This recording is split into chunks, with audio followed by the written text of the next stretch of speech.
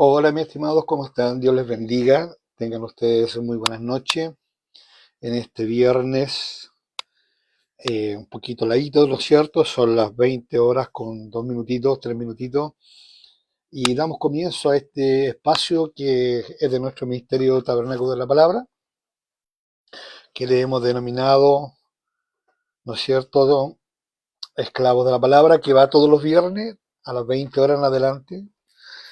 Y quiero dar la bienvenida a los amigos y hermanos que van a sintonizar, a los que van a ver el video eh, en diferido, por supuesto.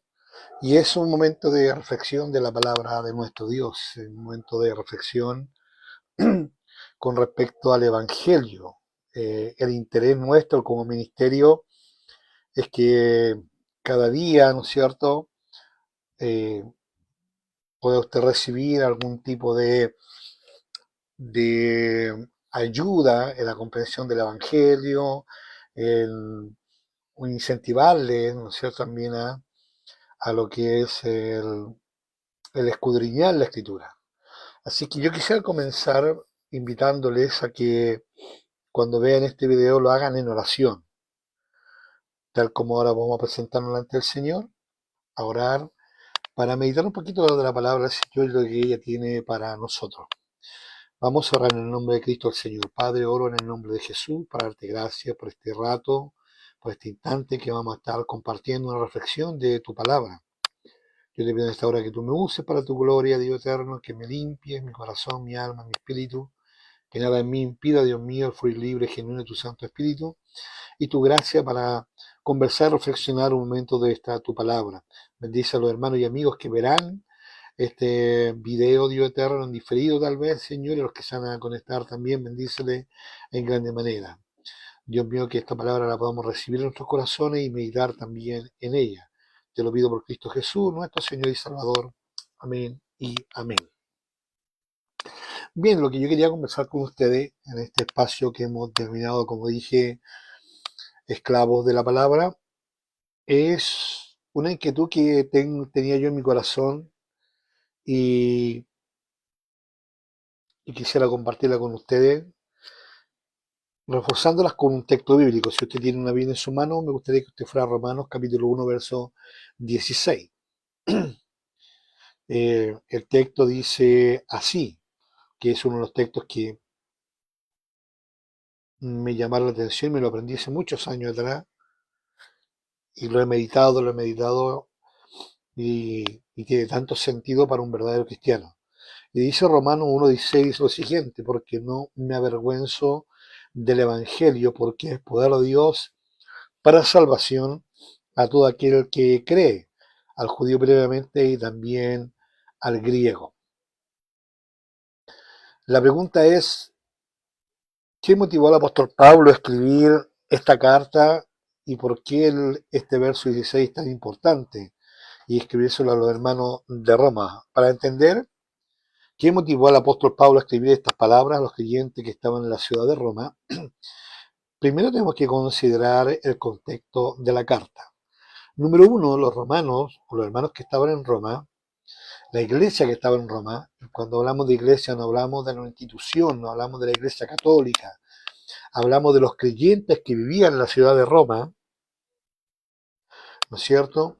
La cual no se sabe quién fue el fundador de esa iglesia, no fue Pedro, no fue Pablo, puesto que eh, se cree que la comunidad cristiana que estaba en la ciudad imperial, en este caso Roma, eran creyentes que a causa de la persecución que hubo contra los cristianos ahí en el Hechos capítulo 9, en el cual el Saulo también encabezaba esas persecuciones a causa de la muerte de Esteban, ¿no es cierto? Muchos que estaban en aquel lugar eh, se trasladaron fuera de Jerusalén y de Asia, incluso llegaron a Europa, a donde estaba Roma, Italia.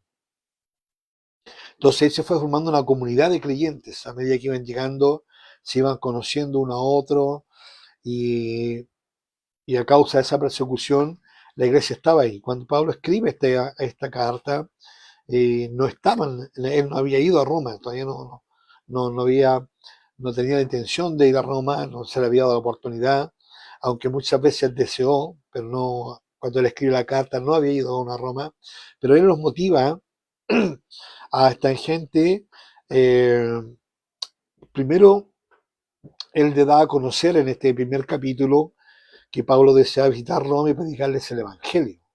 Pero más que predicarle el Evangelio a los no creyentes de Roma, era fortalecer la fe también de los hermanos que estaban ahí.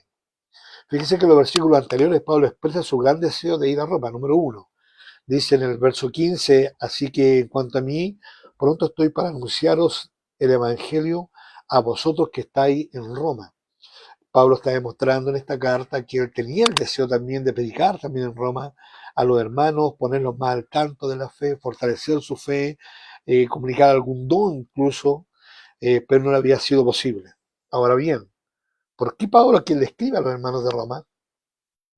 Primero porque Roma era la capital del imperio, ¿no es cierto?, del imperio romano, el centro del poder político, militar, ¿no es cierto?, y cultural del mundo allí conocido. Y ese mundo allí es donde predominaba también la las filosofías humanas, la idolatría y la grandeza del imperio. Ahora, ¿por qué? ¿Por qué Pablo le escribe? Porque en medio de ese ambiente Pablo declara que no siente vergüenza del Evangelio de Cristo. Ahora, quiero que entendamos una cosa pequeña. Cuando Roma, que es figura de la estatua que ve Daniel, ¿no es cierto?, en la interpretación del sueño, esa estatua que era de oro, de plata, y al final era plata, ¿no es cierto?, y bronce mezclado con barro. Bueno, ese era un prototipo, o un tipo, o una prefiguración del Imperio Romano, ya en la edad del bronce. Entonces,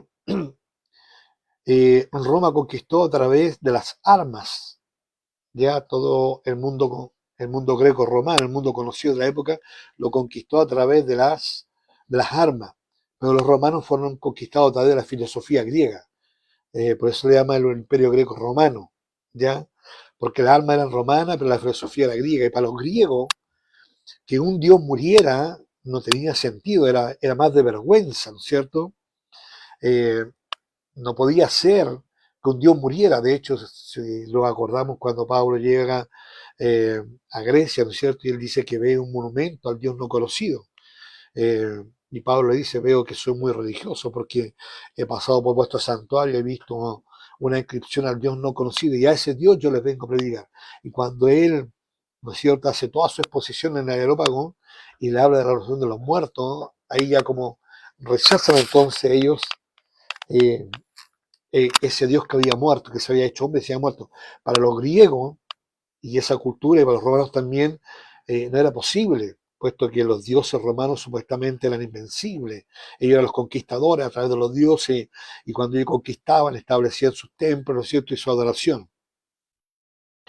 El evangelio en Roma era despreciado tanto por los judíos que estaban en Roma, ¿ya?, y también por los no judíos, los gentiles. Pablo sabía que el mensaje de un Mesías crucificado era ofensivo para muchos. ¿Cómo vaya a pedir a un Dios que se muere? ¿No es cierto? Pero Pablo dice en 1 Corintios 1:23, pero nosotros, dice, predicamos a Cristo crucificado, para los judíos ciertamente un tropezador y para los gentiles una locura. O sea, los gentiles no podían creer, ni los judíos, que Pablo predicara un evangelio eh, donde su Dios, su Salvador, había muerto. Muchos consideraban la cruz, el evangelio de la cruz, una señal de debilidad y derrota. Si usted hace memoria o busca por ahí en internet el, el Papa Francisco, que ya está muerto, él hizo una exposición pública diciendo que Jesús había fracasado, perdón, en la cruz, el fracaso de la cruz le llamó. ¿Ya? Y ese mismo pensamiento era también para los romanos de la antigüedad, en el tiempo de Pablo. Sin embargo, Pablo había experimentado personalmente el poder transformador de Cristo y por esto él afirmaba con convicción que el Evangelio es el poder de Dios para salvar. Vemos a Pablo persiguiendo a los judíos, ¿no es cierto?, yendo hacia Damasco, y sin embargo Pablo es derribado a tierra por el poder de Dios y ese mismo ímpetu que tenía para perseguir, ahora Dios lo transforma, no le cambia el carácter, sino el ímpetu que tenía y ahora es un tremendo predicador. Y si miramos las cartas, Pablo son artes en cuanto a la palabra del Señor, es un arte que él hizo, ¿no es cierto? Y la mayor parte del Nuevo Testamento son casi todas las cartas paulinas. Entonces Pablo quería fortalecer la fe de los creyentes en Roma. Los cristianos de Roma vivían en una ciudad donde la presión social y religiosa era intensa. Pablo les recuerda que no deben avergonzarse del Evangelio porque este es el único medio de salvación. En 1 Corintios 4:20 el apóstol Pablo escribe: porque el reino de Dios no consiste en palabras, sino en poder.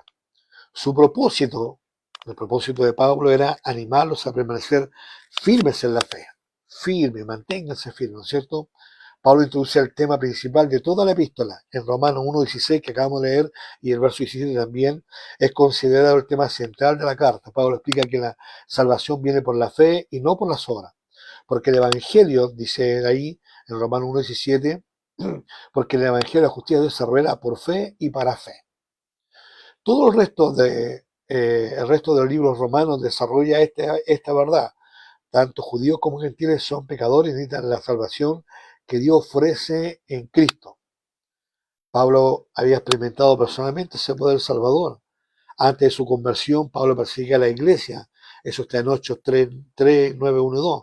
Pero Cristo lo transformó radicalmente, por eso podía hablar con autoridad acerca del poder del Evangelio. Por la gracia de Dios, dice Pablo, soy lo que soy. Eso está en 1 Corintios 15:10.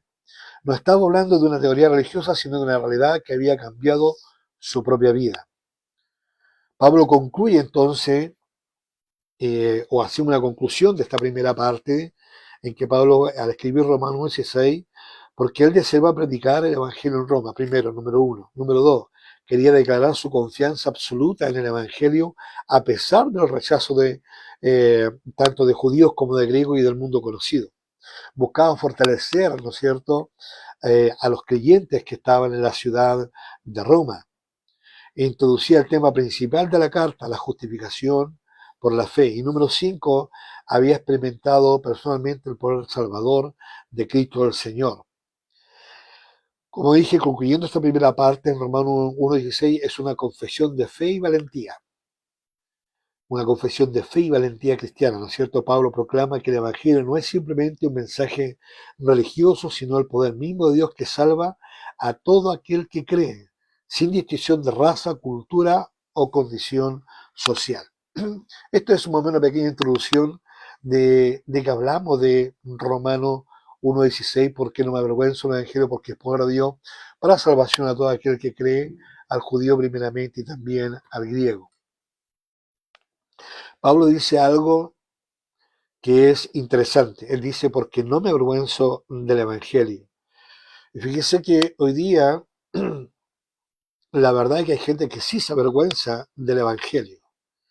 En mi meditación y en mi búsqueda de información y el por qué, hay varios factores porque hay gente que se avergüenza del Evangelio. Una, hay gente que se avergüenza de dar testimonio del Evangelio porque su testimonio, verdad, no está acorde a la Escritura. Número dos, una de las cosas por qué la gente o los que dicen ser cristianos se avergüenzan del Evangelio, porque no hay un testimonio vivo y una ignorancia extrema muchas veces de la palabra del Señor, de su relación con Cristo el Señor.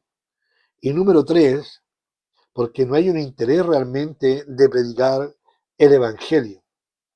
Número cuatro, creo que hay gente que se avergüenza del Evangelio porque no conocen realmente el Evangelio en sí mismo. Si yo, o le invito, mejor dicho, a que usted haga una reflexión o haga de alguna forma una encuesta a cualquier hermano, que de alguna forma le presente el plan de salvación. Hoy día la gente no lo sabe, no sabe cuál es el plan de salvación. ¿Qué es lo que es el plan de salvación?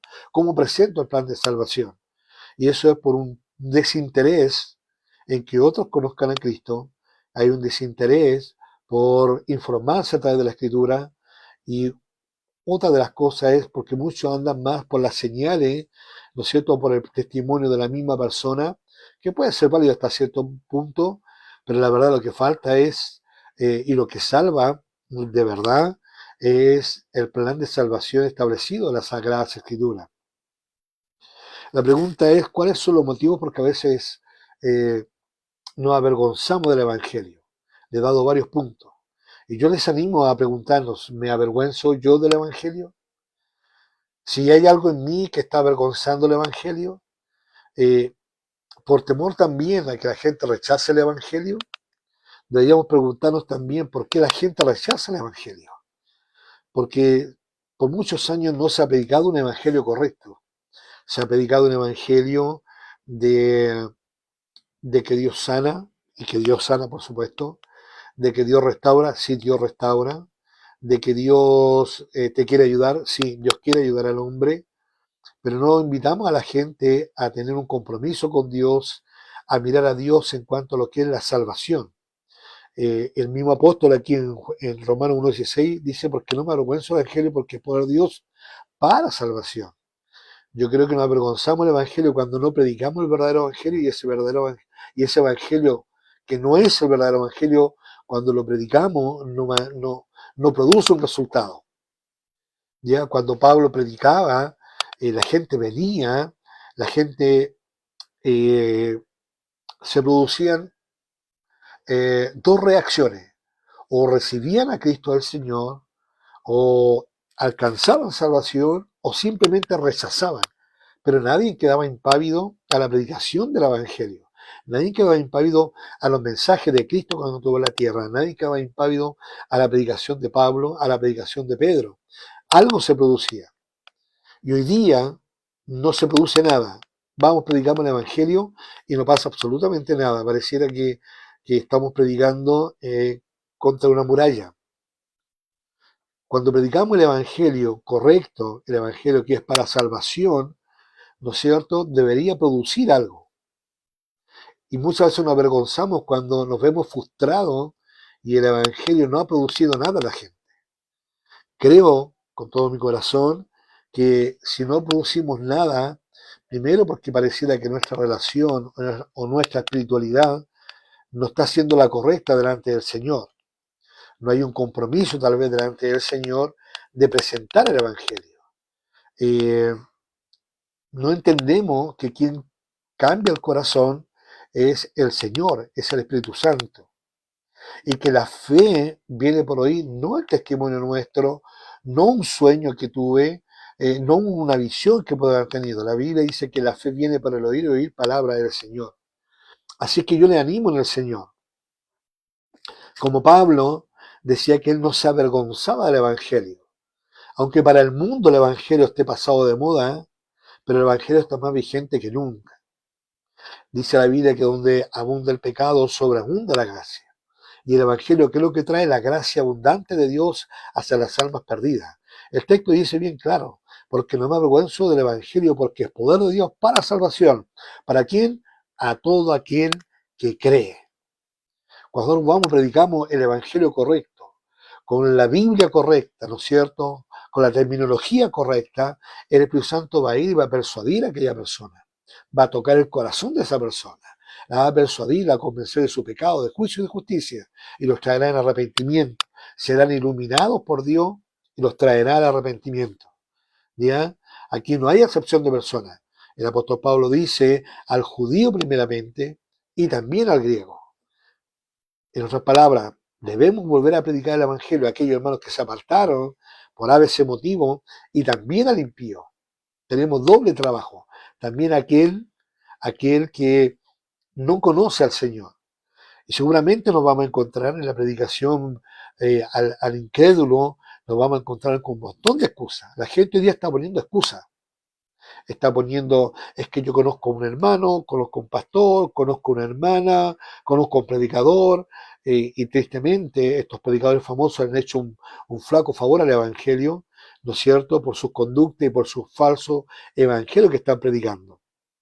Pero tenemos que entender, como dijo el apóstol Pablo, que él no hablaba de sí mismo, su testimonio nada valía, sino que él hablaba de Cristo y a este Cristo crucificado. Así es que yo les animo en el Señor a, a desear, ¿no es cierto?, de no avergonzarnos del Evangelio. ¿Ah? Debemos tener esa prontitud que tenía el apóstol Pablo. Como dije en Romanos el 1.15, el verso anterior, el apóstol dice, así que en cuanto a mí, estoy pronto o pronto estoy a anunciaros el Evangelio también a vosotros que estáis en Roma. A pesar de que ahí había una comunidad, pero él quería ir a fortalecer la fe de aquello y predicarles también a los no creyentes.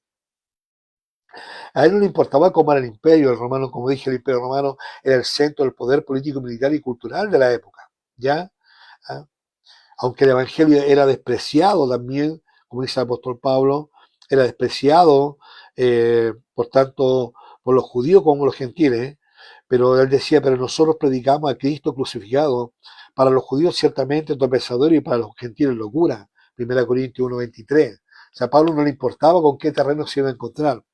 eh, no consideraba que en su tiempo el evangelio de la cruz era una señal de debilidad y derrota. ¿Ya? Sin embargo, Pablo había experimentado personalmente el poder transformador de Cristo y por eso afirma con convicción que el evangelio es el poder de Dios para salvación. ¿Se da cuenta? Ese es el Evangelio. El Evangelio es poder de Dios para salvación a todo aquel que cree.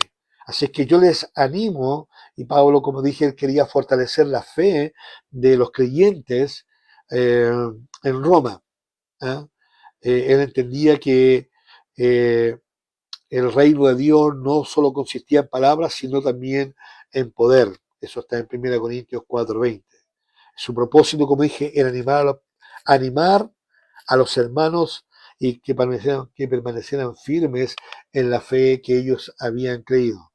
¿Quién creó o quién formó la iglesia de Roma? Es una incógnita, no se sabe, pero cuando Pablo predicó o envió la carta a Roma, ya habían creyentes y él también estaba preocupado por esa gente. Así que yo les animo en el Señor a ustedes, hermanos queridos, que están ahí en sintonía, hermano Jorge, hermana Leonor, a meterse en la Biblia, a leer la Biblia, a conocer el plan de salvación, y si no sabe, consulte con su pastor, consulte con algún hermano que sepa, ¿no es cierto? Y usted puede llevar el Evangelio. Mire, Lutero dijo esto, que nosotros los cristianos debemos llevar la palabra del Señor, no un testimonio, la palabra del Señor, y esa palabra llevarla al oído del que escucha, al oído de aquel que está escuchando el mensaje real del Evangelio. Pero el Espíritu Santo es el que lo lleva a los corazones. Es el Espíritu Santo que se encarga de meter al corazón de esa gente la palabra de Dios. Esa palabra correcta, ¿no es cierto? Esa palabra transformadora. Esa palabra que es lámpara a nuestros pies y lumbrera a nuestro camino. Así que Dios les bendiga grandemente. Estuvimos unos minutitos acá, 20 minutos, conversando un poquito la palabra del Señor. Yo le animo a compartir también esta palabra, a entender que esa es nuestra labor. Esa es la labor de la iglesia, hermano. La iglesia no tiene otra labor. Ya, tener buena obra, ¿no es cierto? Ayudar al más débil, pero la verdad que el verdadero propósito de la iglesia es predicar el evangelio y entender dos cosas, ¿ya? No avergonzarnos del evangelio, ¿ya? Porque el reino de Dios, el cristianismo, la obra del Señor no consiste en palabras, sino en poder, dijo el apóstol Pablo. Repito, eso está en 1 Corintios 4:20. Y en Romano dice que la fe viene por el oír y oír palabra del Señor, hermano, palabra del Señor, no otra palabra, no cuento, no sueño. A la gente le interesa el sueño.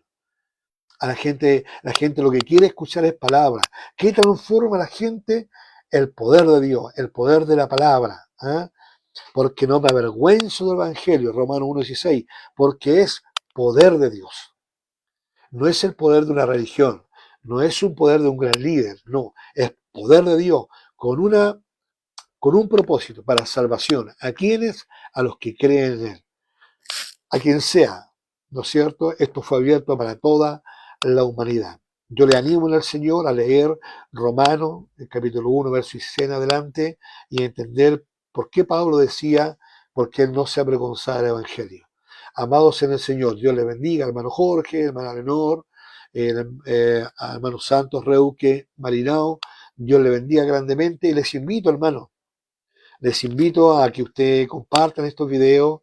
eh, Y a tanto hermano, compártalo en su Facebook, compártalo a través de TikTok, no sé, la red social que usted tenga. Y le invito también, como Ministerio Tabernáculo de la Palabra, a inscribirse o suscribirse al canal que tenemos en YouTube, ¿ah? Canal Tabernáculo de la Palabra. Ahí están todos nuestros videos y ahí vamos a subir también este. Hermanos amados, Dios les bendiga grandemente. Espero que esta palabra haya sido de ánimo, que podamos reflexionar que el Evangelio es poder de Dios y no poder de los hombres. De mi parte, deseo que el amor de Dios, la paz de Cristo, el Señor, la comunión y el consuelo del Santo Espíritu esté con cada uno de ustedes. Dios les bendiga y nos vemos el próximo viernes con otra meditación de la palabra del Señor. Bendiciones.